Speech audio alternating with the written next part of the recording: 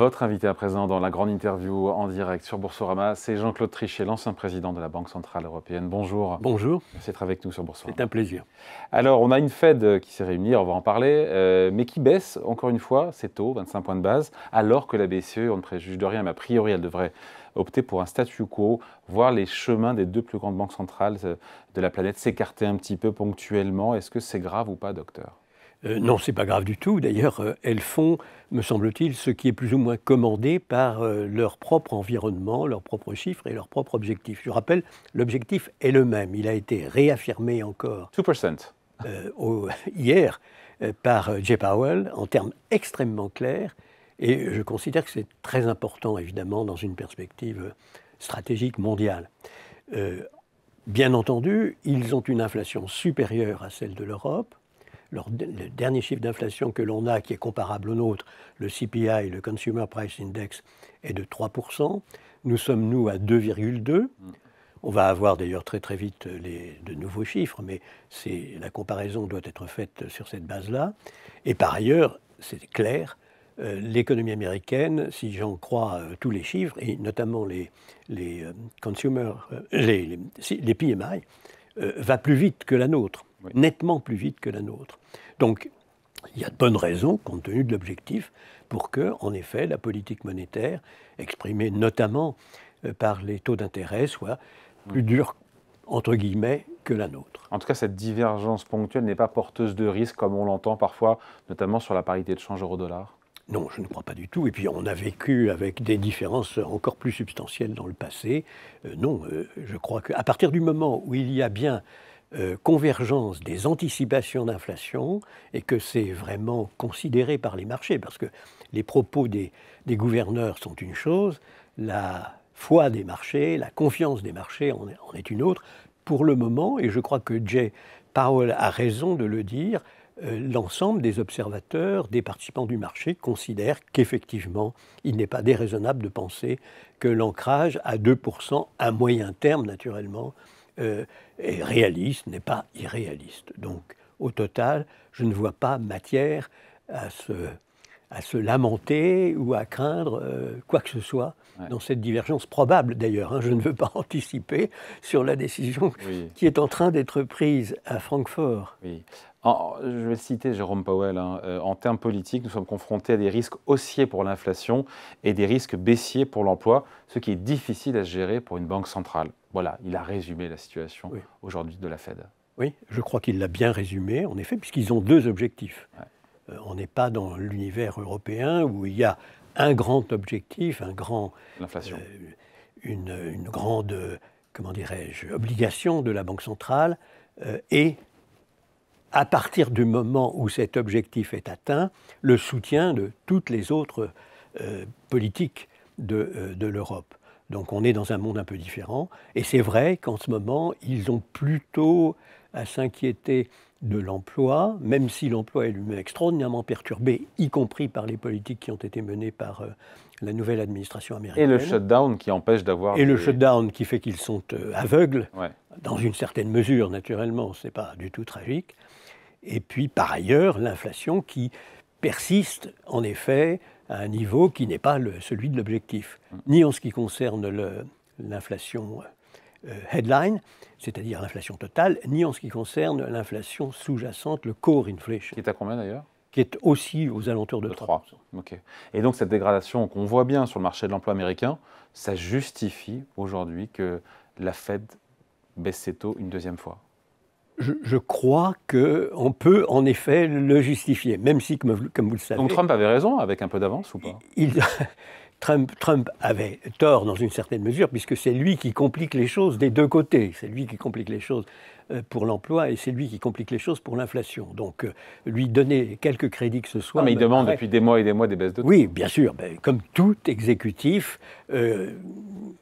qui ne veut pas respecter l'indépendance de la Banque centrale demande et demandera. Ça a été le cas aussi dans notre passé à nous. C'est un peu structurel, si vous voulez. Les exécutifs raisonnent court terme, les banques centrales ont une obligation de raisonner moyen-long terme. Ouais. Donc cette baisse de 25 points de base, on sent bien qu'elle ne peut pas aller trop vite parce qu'il y a ce rebond de l'inflation qui contraint la Fed à justement y aller tout doucement en baisse de taux. Mais ce qui est important, je crois, c'est que, alors même, évidemment, compte tenu en particulier du discours de la branche exécutive, on avait un sentiment que c'était l'amorce d'une série de baisses, les menant, pourquoi pas, au niveau européen.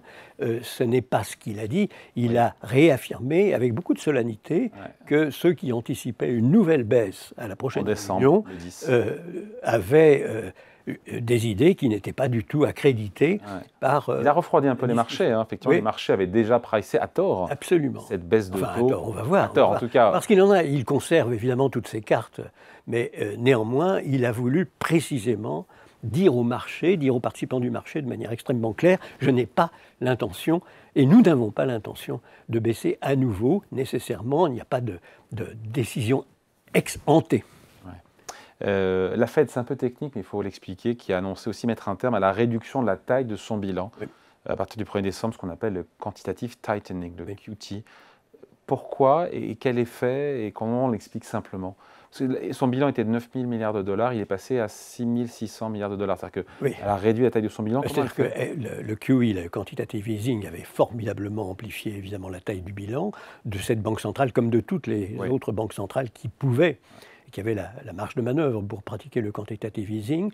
Là, ils ont décidé, et c'est une mesure, si vous voulez, qui est une mesure d'accommodation aussi, parce qu'ils retiraient régulièrement, en abaissant la taille, disons, du bilan, ils disons, menaient une politique restrictive. Là, ils arrêtent cet élément restrictif, et donc ça va de pair, plus ou moins, avec cette idée, finalement, nous sommes peut-être un peu trop restrictifs, et nous prenons les mesures appropriées, compte tenu, essentiellement, je viens de le dire, des problèmes d'emploi.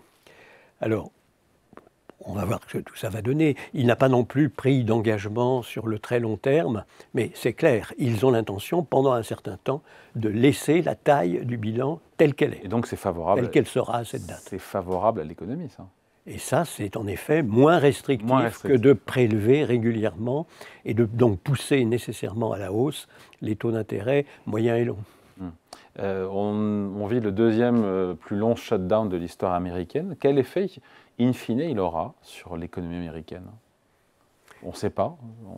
Non, c'est très difficile de pouvoir le mesurer maintenant. Tout le monde prévoit effectivement qu'après cette démonstration de force des deux côtés, à la fois du côté des démocrates et des républicains, on va avoir très très vite un accord. Personne n'imagine que ça puisse être très très long, mais au total, en ce moment, l'économie américaine a une bonne croissance. Là aussi, si je me réfère aux récents indicateurs des directeurs d'achat, on a un PMI américain qui, pour le dernier chiffre connu, donc qui est le chiffre d'octobre, est de 54,8 contre 53,9 le mois précédent. Donc on a une économie américaine qui, de ce point de vue-là, semble bien marcher. Évidemment poussée par des secteurs qui sont extraordinairement débridés en ce moment. Notamment l'intelligence artificielle. Et certains ont fait le lien avec le ralentissement des créations d'emplois, Jean-Claude Trichet aux États-Unis depuis le printemps, qui résulterait de cette hausse de productivité induite par l'intelligence artificielle. Certains font le lien en disant que l'adoption de l'IA aux États-Unis, qui se diffuse partout dans les entreprises, on l'a vu avec Amazon notamment, qui vient de supprimer 14 000 postes de bureaux, je précise de bureaux. Est-ce que ce développement, cette adoption de l'IA, ça incite aussi indirectement la Fed à baisser ses taux, puisque c'est négatif pour le marché de l'emploi? C'est un défi pour la Réserve fédérale américaine. Bien sûr, c'est un très grand défi. Je pense que dans nombre de cas, l'intelligence artificielle est un prétexte. Depuis un bon moment, certaines entreprises avaient dans l'idée, et finalement, nous pourrions améliorer notre productivité de manière assez substantielle, et nous ne le faisons pas pour le moment. Là, la survenue de l'intelligence artificielle donne une bonne explication. Je ne pense pas que l'on puisse, dès à présent, avoir des effets extrêmement convaincants, disons, de l'irruption de l'intelligence artificielle sur la productivité. On va voir. Ce qui est clair, c'est que, de même que les investissements dans les mainframes, les grands computers, à un certain moment, étaient gigantesques, mais qu'on n'en voyait pas la traduction sur les indicateurs de productivité.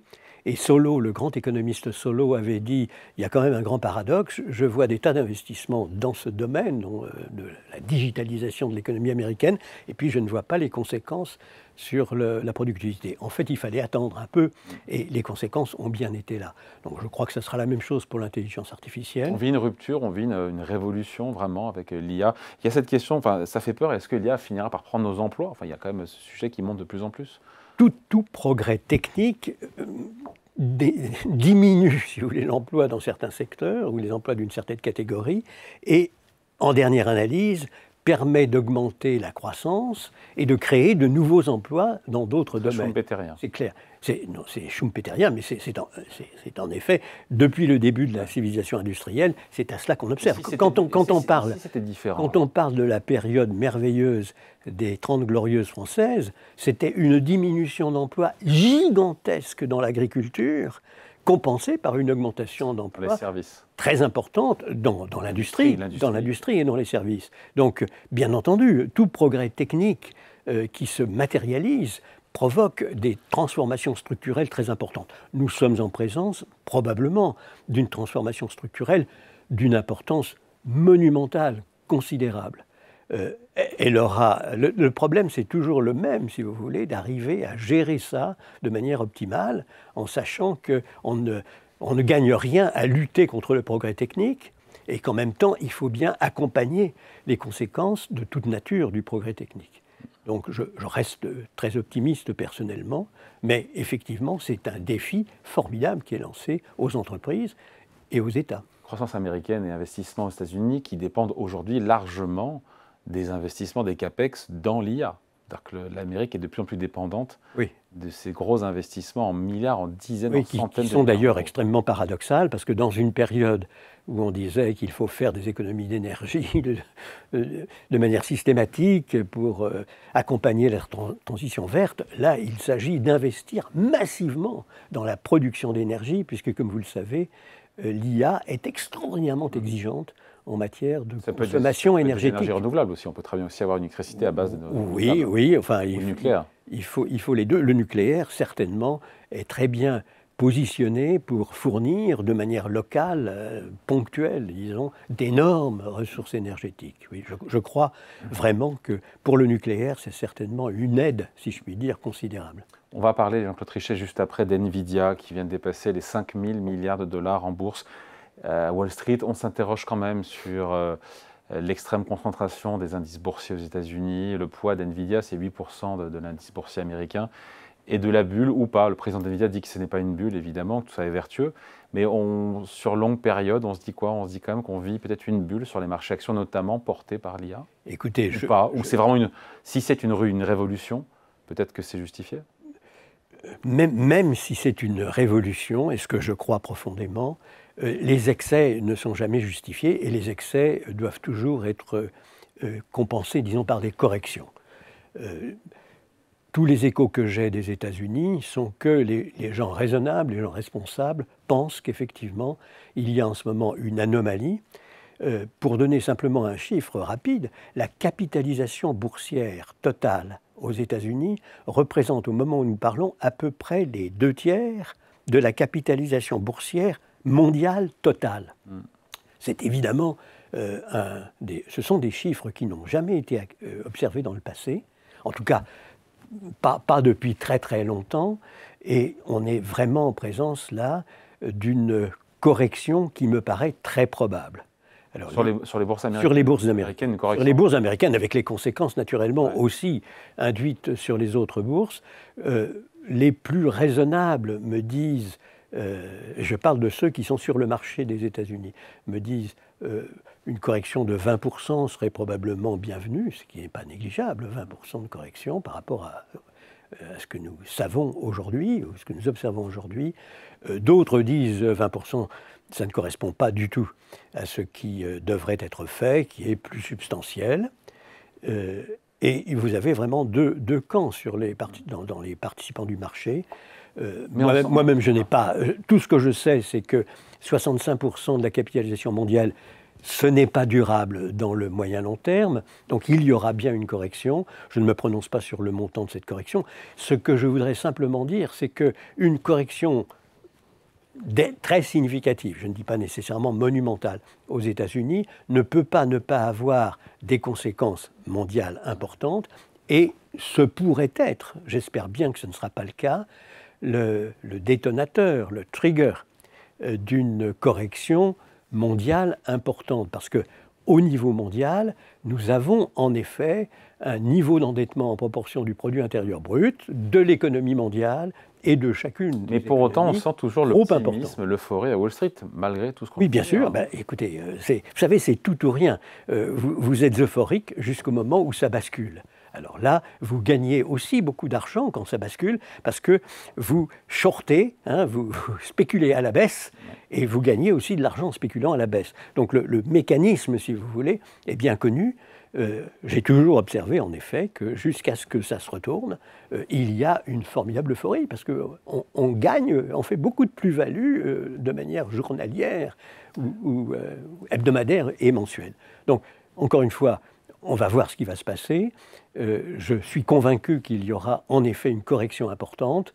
Le montant de la correction et le point de savoir si cette correction peut avoir des conséquences beaucoup plus graves dans l'économie mondiale, c'est autre chose. Ouais, un petit mot aussi juste de la BCE, sans encore une fois préjuger et préempter ce qui va se passer là dans les prochaines minutes, mais elle est critiquée notamment en France sur son niveau de taux d'intérêt, en disant que c'est pénalisant, notamment pour l'économie française qui n'a que 1% d'inflation, qui a un peu moins d'1% de croissance pour des taux longs français qui sont à 3,4%. Est-ce qu'il n'y a vraiment rien de juste, selon vous, dans ces critiques, en disant qu'en tout cas, en l'état, les taux directeurs de la BCE sont trop élevés par rapport aux besoins de la France? Écoutez, les besoins de la France sont des besoins qui s'expriment de manière collective avec tous les autres pays. Donc ce que la Banque Centrale Européenne doit faire, bien entendu, c'est de regarder quelle est la situation de l'ensemble de la zone euro. C'est très bien que la France ait une inflation inférieure à la moyenne de la zone euro. Sauf erreur de ma part, les derniers chiffres sont 1,2 pour nous, 2,2 pour l'Europe. Ouais, on a un point d'inflation en moins que le reste de la zone euro. Eh bien, ça doit normalement se cristalliser en une compétitivité des coûts unitaires de production supérieure à ce que, enfin inférieure du moins à ce que nous avions auparavant. Donc ça renforce la compétitivité du pays. Donc c'est une chose absolument excellente. Quant aux 2%, eh bien, ils correspondent, les 2% actuels de la Banque Centrale Européenne. Je ne veux pas, encore une fois, préjuger de ce qui va être décidé dans quelques minutes, ou a déjà été décidé d'ailleurs. En tout cas, ce qu'il en est, c'est que nous devons, bien entendu, être, à mon avis, satisfaits de la situation que nous avons actuellement, où nous renforçons notre compétitivité par rapport à celle des autres membres de la zone euro, alors même que nous avons un sacré besoin de renforcer notre compétitivité. Regardons notre commerce extérieur. Nous avons de très gros besoins dans ce domaine. Donc ça va plutôt dans le bon sens. Au total, je récuse complètement cette critique. Donc voilà, donc la critique sur le fait que la politique monétaire de la BCE soit trop restrictive. Il faudrait dire, est-elle trop restrictive au niveau de l'ensemble de la zone euro? Naturellement, c'est la seule question qui se pose. Nous faisons partie de la zone euro. En France, on est très ethnocentré. Oui, enfin, on n'est pas excusable pour être à ce point ethnocentré. Et comme vous le savez, nous sommes en effet assez atypiques maintenant dans beaucoup de domaines, y compris dans le domaine budgétaire. Ce que vous voyez aujourd'hui en ce moment à l'Assemblée nationale, ça vous inquiète de voir... C'est horriblement inquiétant. Je revis, si vous voulez, ce que j'ai vécu. D'ailleurs, vous y faisiez allusion dans l'interview précédente, au moment où l'Italie, l'Espagne, pas que l'Italie, l'Italie, l'Espagne, le Portugal, la Grèce et l'Irlande avaient des problèmes de financement qu'elles n'arrivaient absolument pas à régler. Et c'était particulièrement grave et destructeur pour la zone euro lorsque deux grands pays comme l'Espagne et l'Italie, simultanément, se retrouvaient dans la même situation. On a fait allusion à une lettre que j'ai envoyée à M. Berlusconi. J'ai envoyé la même lettre, à la même heure, à M. Zapatero, le Premier ministre espagnol, avec finalement les mêmes recommandations. Nous sommes prêts à vous aider. Mais si vous ne vous aidez pas vous-même, la situation est fichue. Et nous ne gagnerons pas contre ce que nous pensons être une spéculation anormale, mais aidez-vous vous-même. et renforcer formidablement votre politique macroéconomique de manière à ce que vous puissiez convaincre à nouveau. Quand on voit l'évolution des amendements, encore une fois, il y a le Sénat qui va passer après, mais beaucoup de hausses d'impôts sur les entreprises les plus aisées, beaucoup de hausses d'impôts pour les entreprises au global. Il vaut mieux avoir en France un budget qui n'est pas un bon budget ou pas de budget du tout? Je crois que pas de budget du tout. Ça, c'est une preuve supplémentaire de désordre français terrible. Donc je ne pense pas, je pense que c'est la pire des solutions. De toute manière, j'imagine que pas de budget du tout, ça voudrait dire ordonnance. Non, c'est loi spéciale, loi spéciale. Ou loi spéciale. Les deux solutions sont imaginables, je crois. Sur le plan purement juridique, on verra. En tout état de cause, si vous voulez, l'image que nous donnons est vraiment très, très mauvaise. La France, c'est l'homme malade de l'Europe aujourd'hui, assurément. On peut dire que sur le plan budgétaire, sur le plan politique, nous sommes le pays qui pose le plus de problèmes. Ça, c'est clair. Et de problèmes ostensibles et notoires, avec une sorte d'isolation complète. Vous parliez en effet du fait que le pays est introverti. Il est introverti à un point inimaginable. Le reste du monde s'interroge et nous a déjà pénalisés considérablement en faisant monter nos taux d'intérêt et de manière extraordinaire. Nous sommes un peu au-dessus de l'Italie maintenant, alors que nous étions, disons, au moment de la très grande crise à laquelle on vient de faire allusion. 2 fois plus bas, au moins 2 fois plus bas, mais nous étions près de l'Allemagne, si vous voulez. Et nous avions le même encours de dette en proportion du produit intérieur brut que les Allemands, 64% du produit intérieur brut. Bon, ce qui s'est passé depuis est une descente progressive dans la plus mauvaise direction possible. Ça se termine comment, pardon, Jean-Claude Trichet, ça se termine comment cette histoire sur la France ? Avec un budget qui, a priori, sera supérieur à 5%, un déficit qui sera supérieur à 5% l'an prochain, une année de plus. Ça se termine comment ? Ça ne peut que se terminer mal, s'il n'y a pas une reprise, si vous voulez, de raison en France. Quand j'observe le débat, c'est un débat exclusivement politique, visant exclusivement à éviter certains inconvénients monumentaux, je le reconnais volontiers, sur le plan politique, mais on est totalement en dehors de ce qu'il faudrait faire. Nous sommes le plus mauvais élève budgétaire de l'Europe. Nous sommes, vous avez parlé de l'Italie il y a un instant, quand même, l'Italie sera à 3%. Ou un peu moins de 3% l'an prochain, nous espérions, avec M. Bayrou, arriver en 2029 à moins de 3%, c'est-à-dire 3 ans après l'Italie. Et maintenant, nous sommes plus du tout dans les clous de M. Bayrou. Donc nous sommes dans une situation affreuse. L'idée que tout cela ne va pas se terminer très mal par un affaiblissement considérable du pays, par des taux d'intérêt de marché encore plus élevés, par l'étouffement réellement de l'économie, au détriment de l'ensemble de nos concitoyens, le fait qu'on n'ait pas du tout dans le débat politique actuel la démonstration claire qu'il y a une majorité pour dire fini de rire, il faut absolument, dans l'intérêt de nos concitoyens, que nous puissions reprendre tout ça en main. Positive, parce que c'est comme déprimant tout ce qu'on raconte là. On finira sur une note positive lorsque, ex ante, sans attendre qu'on nous aide, parce que quand on vous aide, on vous dit voilà la conditionnalité. Et il n'y a pas de Père Noël qui nous aidera quand nous serons dans une situation encore plus difficile parce que nous aurons raté cette croisée des chemins. Nous sommes à la croisée des chemins, la France est à la croisée des chemins. Et l'incompréhension de ce qui se passe me terrifie. Prenez les retraites. Les retraites. Nous sommes le seul pays d'Europe qui imagine encore que l'on pourrait fixer l'âge de la retraite à 62 ans. Tous nos partenaires, sans aucune exception, sont entre 65, 67 et certains sont en train de voir si, après tout, 68, 69 ou 70 ne serait pas le bon âge. Nous sommes totalement en dehors de la raison et de la sagesse. Il faut qu'on se réveille, quoi. Totalement.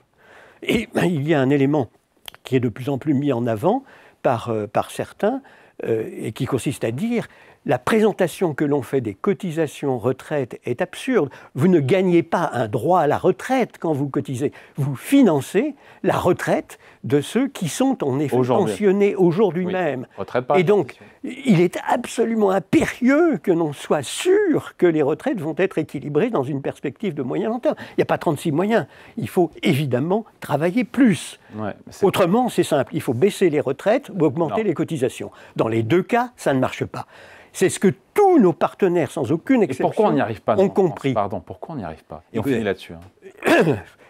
D'abord, on a commis une énorme erreur en passant de 65 à 60 il y a très longtemps, disons. 1980. Très très longtemps. Bon, je passe là-dessus. Ensuite, c'est vrai que les effets cliquets sont terribles. Quand vous donnez quelque chose, donner et reprendre ne vaut. C'est une très bonne maxime et qui est particulièrement vraie, évidemment, dans ces domaines-là. Même s'il faut absolument reprendre. Et nous sommes dans une situation où il faut absolument reprendre. Ce qui avait été fait était insuffisant, à mon avis. Passer à 64, entre guillemets. Je prends 64, mais ce qui compte aussi, bien entendu, c'est les années de cotisation. Enfin, c'est plus compliqué que ça. Mais c'est simple, si vous voulez, de raisonner sur l'âge. C'était déjà insuffisant, les 64. Et il est incompréhensible que même les opposants les plus farouches au gouvernement actuel et à l'ancienne majorité ou à la majorité actuelle devraient être contents qu'ils prennent tout l'opprobre politique associé à ces 64 ans, en se disant quand nous serons au pouvoir, ce qui ne manquera pas d'arriver, nous serons bien contents de partir sur des bases plus saines sur le plan macroéconomique, sur le plan macrofinancier. C'est pas comme ça qu'il raisonne. Il raisonne de manière, à mon avis, absurde. J'ai dit on finit par une note positive, Claude Trichet. Non, je peux pas être très positif sur notre pays. Je sais que sa ressource humaine est formidable, son ingénium est formidable. Les ingénieurs français ont la réputation dans le monde entier. D'ailleurs, ils sont en masse dans la Silicon Valley et ailleurs, là où ça se passe. On a vu nos prix Nobel, hein, souvent, ces prix Nobel font des séjours très importants à l'étranger, dans tous les domaines, hein, qu'il s'agisse de l'économie ou évidemment de la physique de la science et de la chimie. Mais au total, disons que avec cette ressource fabuleuse, nous avons une capacité à gaspiller qui est également absolument fabuleuse et qui me laisse pantois, je dois dire. Surtout que j'ai connu la France dans une situation où elle était un pilier fondamental de l'Europe. France, Allemagne, piliers fondamentaux de l'Europe. Italie, Espagne, et la France, Portugal, etc., dans une situation très difficile. Et on a tout fait, en effet, pour les sortir d'affaires. Là, le fait que ce soit la France qui ait besoin d'être sortie d'affaires me désole absolument, je dois le dire. J'espère, si vous voulez, je crois d'ailleurs, parce que nous sommes toujours sortis de périodes aussi difficiles, qu'à un moment ou à un autre, il y aura un sursaut. Mais je sais que notre propre peuple sait que tout ce qu'on lui raconte ne correspond pas à la réalité. La preuve, d'ailleurs, c'est qu'ils épargnent de plus en plus et de plus en plus massivement. Ils savent bien que, même s'ils ne sont pas mécontents, évidemment, qu'on dise « vous allez avoir une retraite à 62 ans », etc. Mais ils savent que ce n'est pas crédible, ils le savent. Alors, ils laissent faire, mais ils le savent. Et de la même manière, j'imagine qu'il y a beaucoup de députés qui défendent des positions dont ils savent qu'elles ne sont pas tenables dans le long terme.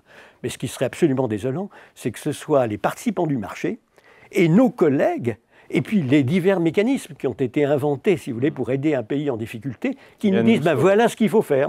Maintenant, désolé, mais voilà ce qu'il faut faire. J'espère qu'on n'en arrivera pas là. Dans l'épreuve, ce qui apparaissait impensable devient relativement aisé. Ça a été le cas pour l'Espagne, ça a été le cas pour l'Italie et pour les autres. Allez, merci beaucoup. Entretien donc avec Jean-Claude Trichet, invité de la grande interview en direct sur Boursorama. Merci à vous. Merci beaucoup.